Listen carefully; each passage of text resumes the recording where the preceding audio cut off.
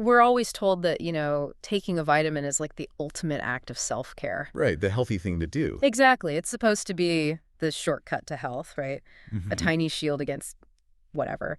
But have you ever picked up one of those big plastic bottles, felt how weirdly heavy it was, Oh, yeah. and had that weird thought, like, maybe, just maybe, the main ingredient is just ground up rocks? Well, that's suspicion.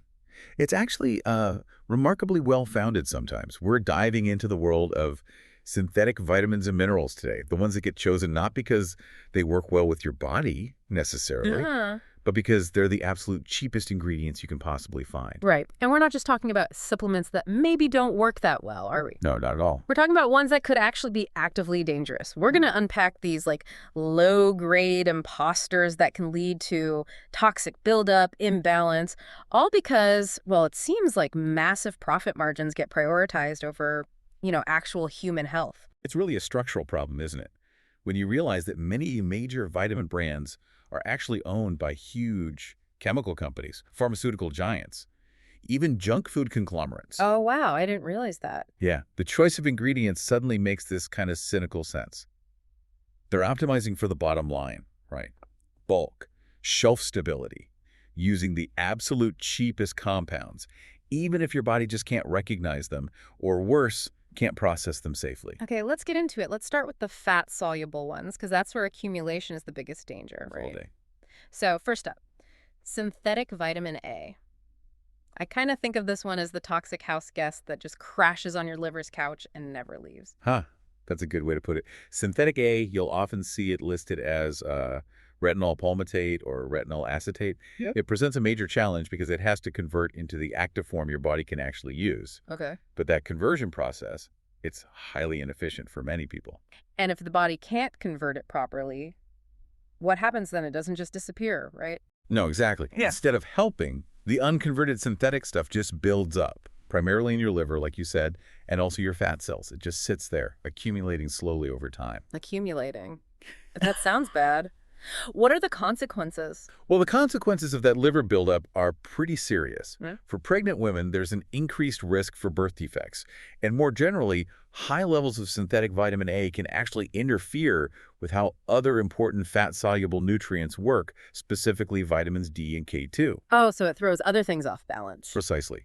And when D and K2 get knocked out of balance, your risk for things like bone loss and fractures actually goes up. Okay, that's completely counterintuitive. And get this, there's something else kind of scary, especially if you're worried about skin health or sun exposure. The same synthetic form, retinol palmitate. It's often in skin lotions. Right, topical retinoids. Yeah, but if you put that on your skin and then go out in the sun, get UV exposure, Yeah. the compound itself can increase the carcinogenic effect. That's right. The very thing you might think is helping your skin becomes potentially harmful when exposed to sunlight. Wow. So the supposedly helpful ingredient turns into a potential carcinogen. Exactly. It really highlights why looking for natural alternatives like from egg yolks, liver, cod liver oil is so important. You get the whole complex the way nature intended, not just a cheap, isolated fraction. Okay, that leads us right into its kind of unstable cousin, synthetic beta-carotene. This one's confusing because people think it is vitamin A. Right. But it's not. It's a precursor. It's what your body is supposed to convert into vitamin A. Supposed to. Yeah, but the conversion rate is often extremely low. Like you'd have to eat truly ridiculous amount of carrots. Like bags and bags. Yeah, enormous amounts just to get close to the recommended daily amount of actual vitamin A. But here's the really shocking part I found. What this cheap synthetic version is often made from. Yes. It's often derived from coal tar petroleum. Oh, yeah. Coal tar. I mean, I definitely didn't sign up for a tiny daily dose of, like, industrial byproduct in my multivitamin. It's pretty jarring, isn't it? And this isn't just some, icky sourcing detail. It has real health implications. There were some large, dramatic studies. They showed that in certain groups, specifically smokers, taking the synthetic version actually increased their lung cancer risk by about 18%. Increased it.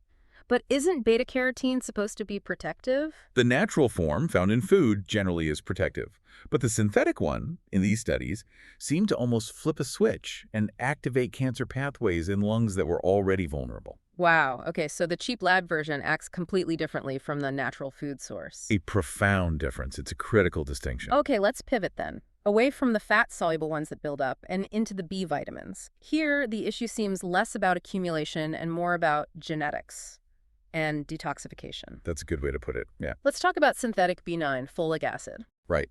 Folic acid is the cheat synthetic compound. It's everywhere mandatory in fortified grains like bread and cereal, very common in supplements. Okay, so what's the problem? The problem is that a really significant chunk of the global population estimates are around 30 to 40% has a genetic variation. It's in the MTHFR gene. MTHFR gene, I've heard of that. For people listening, what does that mean? Is it like a genetic roadblock? That's a perfect analogy, a bottleneck, a roadblock. It means their bodies just cannot properly process or convert that synthetic folic acid into the form they actually need, the active, usable form called folate. The process just breaks down. Exactly, it gets stuck. Okay, wait.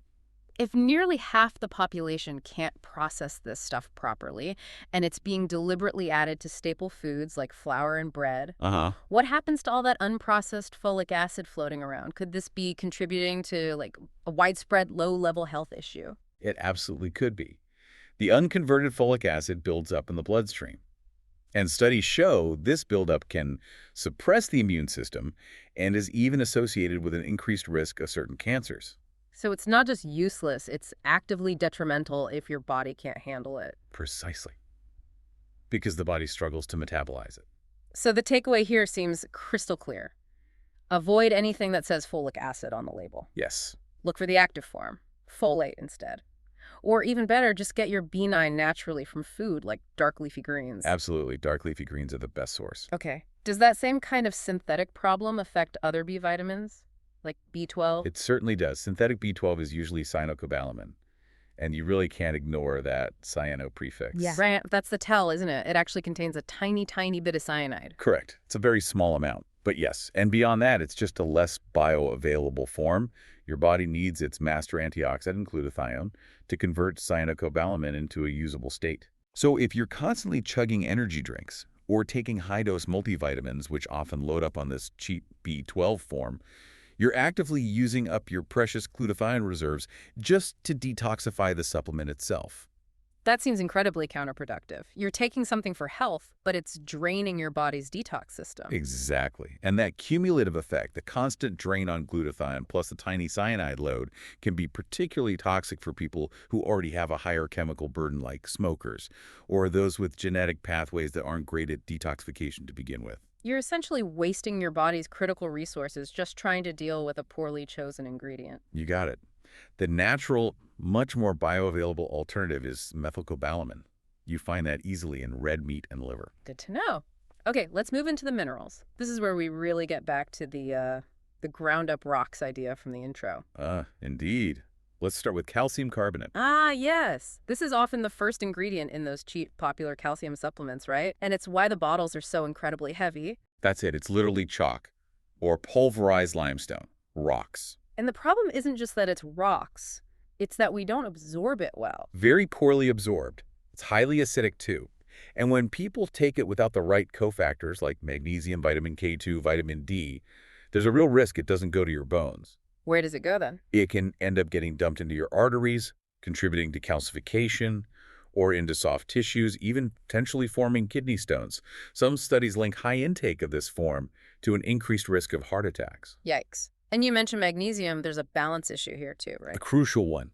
Calcium and magnesium need to be in balance, ideally close to a 1-to-1 ratio for optimal function. So why do these cheap one-a-day type formulas load up on the calcium carbonate and pretty much ignore magnesium? Is it just cost again? Absolutely, it's cost. Carbonate is dirt cheap. Magnesium more expensive. So by overloading the cheap calcium and skimping on the essential magnesium counterbalance, these supplements aren't just ineffective for bone health, they might actually be creating or worsening a magnesium deficiency in the person taking them. While promising bone health on the label, that's kind of outrageous. It's either a fundamental misunderstanding of mineral physiology or perhaps an intentional disregard driven purely by cost savings. Okay, speaking of cheap and potentially harmful, let's tackle iron, specifically the form ferrous sulfate. Yes. I think a better name for it is just corrosive rust. That's actually a perfect description. Chemically, it's very similar to rust. And iron is uniquely dangerous in the body. Why uniquely dangerous? Because unlike most other minerals, the body has almost no way to actively excrete excess iron. The only ways we lose significant iron are through blood loss, like menstruation for women or donating blood. So it just builds up. It builds up very easily, making accumulation a huge risk, especially for men and postmenopausal women who aren't menstruating. And if the body can't get rid of this, like rust form, what does that buildup do? The toxicity profile for excess iron is really severe. It's strongly linked to type 2 diabetes, major liver problems, and increasingly it's implicated in neurodegenerative disorders like Parkinson's and Alzheimer's disease. Iron is highly oxidative when it's not properly managed. Wow. And isn't there a genetic thing here too? Hemochromatosis. Yes, absolutely critical point. About 1 in 200 to 300 people have hemochromatosis, which is a genetic condition where their body absorbs and retains far too much iron. For these individuals, supplemental iron, especially ferrous sulfate, is incredibly dangerous, even deadly. They must avoid it completely. So the advice seems clear again. Stop taking supplements with this form of iron and be wary of foods fortified with it, like many processed grains and cereals. If you need iron, get it from food sources like liver or red meat, where it comes with cofactors and is better regulated. Even if you're anemic, this synthetic form might cause more problems. That's generally much safer, yes. Okay, our third mineral mischief maker, magnesium oxide. This one's kind of infamous, isn't it? Oh, yes. Infamous is the word. Famous mostly for providing really expensive, almost immediate diarrhea. Exactly. Why? Because, again, it's super cheap. But the absorption rate is abysmal, maybe only around 3 or 4%. So if you take a big 500 milligram pill, You're maybe getting 20 milligrams of actual elemental magnesium benefit. It's tiny. and if you try to take more to get a real effect, Boom. Disaster pants. Yeah. The unabsorbed oxide acts as an osmotic laxative, which pulls massive amounts of water into your colon. flushing everything out, including probably any electrolytes you were hoping to balance in the first place. Precisely. It completely defeats the purpose. It's another classic example of ingredient choice being driven solely by the manufacturer's balance sheet, not the user's health outcome. So if you actually want the benefits of magnesium, like better sleep, lower cortisol, more energy, what should you look for? You need a form that's well absorbed. Magnesium glycinate is excellent, often absorbing at 80–85%. There are other good ones too, like malate or citrate, but oxide is generally the one to avoid unless you specifically want a laxative. Good tip. Okay, moving into our last category here. Let's talk about imbalance and toxicity again, starting with vitamin D. Right. There's a synthetic vitamin D too. What's it called? Yes, it's known as vitamin D2 or ergocalciferol. Ergocalciferol. And how is that one made? Is it sunshine in a pill? Not quite. It's typically manufactured by taking fungus or yeast and blasting it with UV radiation. Wait, radiating fungus. That sounds appetizing. A fungal cocktail. Huh, indeed. Not exactly the image of natural sunshine they probably want you to have. But okay, beyond the slightly weird sourcing, how does D2 actually compare to the natural D3 sulcalciferol, the kind our skin makes from sun? Well, it's significantly less potent. The body has a specific carrier molecule, the vitamin D binding protein, that transports vitamin D around efficiently. D2 just doesn't bind to this protein very well compared to D3. So it doesn't get delivered or activated as effectively. Exactly. You just don't get the same biological activity from the same dose. And here's the kicker. Systemically speaking, B2 is also the form that doctors prescribe. Why? If it's less effective. Well, one theory is that because D3 is the naturally occurring form, it can't be patented as easily. D2 being manufactured potentially offers more patent protection and profit motive. Economics again. It often comes back to that. And vitamin D deficiency, whether it's because you're taking ineffective D2 or just not getting enough sun or D3, is serious. It's linked to major immune system problems, depression, bone pain. The list goes on. Okay. Next up, omega-6 fats. Now, usually we hear about omega-3s being good, but when you see a supplement actually adding omega-6, should alarm bells be going off? Absolutely. Big, loud alarm bells.